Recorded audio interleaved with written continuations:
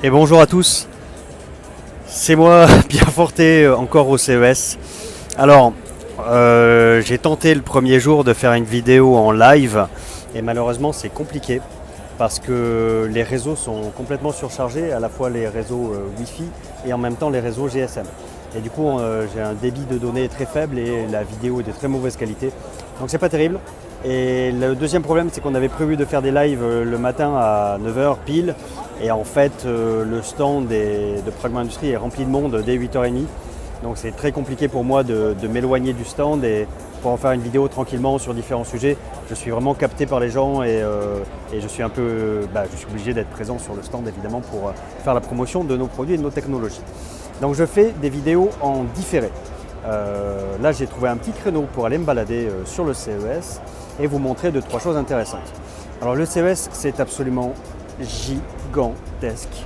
Il n'y a pas d'autre mot, c'est à une échelle qui est juste incroyable. C'est grand mais c'est immense. Donc je ne vais pas pouvoir tout montrer évidemment, très très loin de là. Je vais vous montrer des trucs qui me plaisent tout simplement. Alors, nous on est Pragma Industries, on expose dans une section qui s'appelle Smart Cities, c'est-à-dire les villes intelligentes. Dans les sections Smart Cities, on va trouver des thématiques, beaucoup de thématiques électroniques, beaucoup d'intelligence artificielle, c'est-à-dire à bord des véhicules. Qu'est-ce qu'on va retrouver comme technologie dans le futur qui vont nous aider, nous humains, à nous déplacer. Donc, beaucoup d'assistance, on trouve beaucoup d'intelligence artificielle, beaucoup de véhicules autonomes, ceux qui se déplacent tout seuls dans les rues sans l'intervention de l'homme. Donc ça, il y en a beaucoup, vraiment beaucoup. Et donc ce sont des technologies qui ont pour visée de nous aider à nous déplacer. Et après, il y a d'autres technologies assez intéressantes, dont il y en a une que je vais vous montrer maintenant. Alors les problématiques de déplacement en ville, les smart cities, c'est évidemment faciliter le déplacement de l'homme, mais il faut savoir que les routes, elles sont d'une taille limitée et on est de plus en plus d'usagers de la route. Donc à un moment donné, il y a des bouchons tout simplement. Donc comment on peut résorber ces bouchons? Alors nous on fait des vélos, c'est bien aussi. Des vélos ça permet d'avoir moins de voitures et de résorber des bouchons. On peut améliorer les transports en commun, c'est une autre solution, mais ces solutions-là ont une particularité, c'est qu'elles utilisent des modes de déplacement terrestres. On est sur la route. Eh bien, il y a des gens qui réfléchissent à des modes de déplacement en ville, mais dans la troisième dimension. Dans la troisième dimension, ça veut dire soit sous terre, soit dans les airs. Donc la troisième dimension, vous la connaissez, à Paris c'est le métro, par exemple. On a Tesla Elon Musk, le patron de Tesla, il a créé une société qui creuse des tunnels pour déplacer des voitures. Et là, je suis sur le stand de Bell et eux, ils ont une autre solution pour attaquer la troisième dimension et le transport de personnes. Je vais vous montrer ça tout de suite. Hop, et voilà. C'est un taxi volant. Je vais essayer de m'approcher, je vais essayer d'avoir un plan plus large. C'est un appareil absolument magnifique. Donc ça vole. Dedans, il y a 6 à 8 places.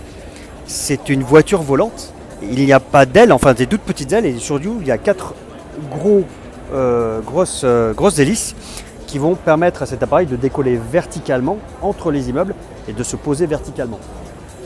En termes d'encombrement, c'est un peu plus gros qu'un taxi, mais c'est plus petit qu'un bus et c'est absolument magnifique. Il y a une foule devant pour faire la queue, les gens font la queue pour monter dedans et voir comment c'est fait. Alors j'essaie de le filmer, voilà, comme ça.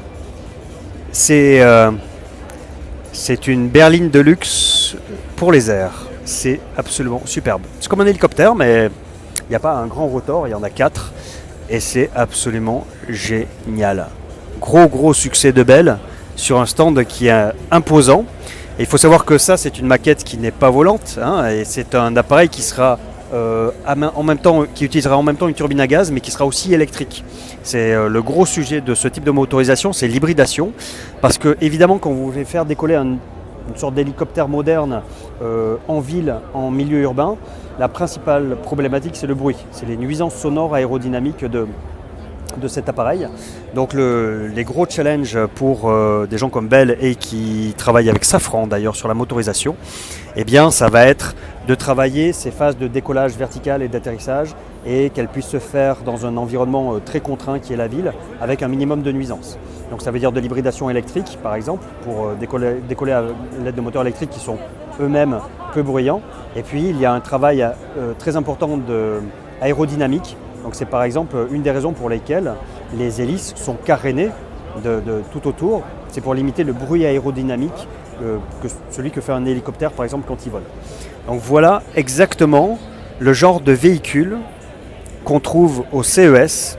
C'est évidemment très très innovant, c'est évidemment pour le futur et en même temps ça devient une réalité puisque même si là ce qu'ils exposent est une maquette non volante, eh bien vous pouvez être sûr que d'ici 1-2 ans, ça sera un produit qui vole, qui commencera à faire ses essais en vol et qui pourra peut-être dans les 10 ans être opérationnel.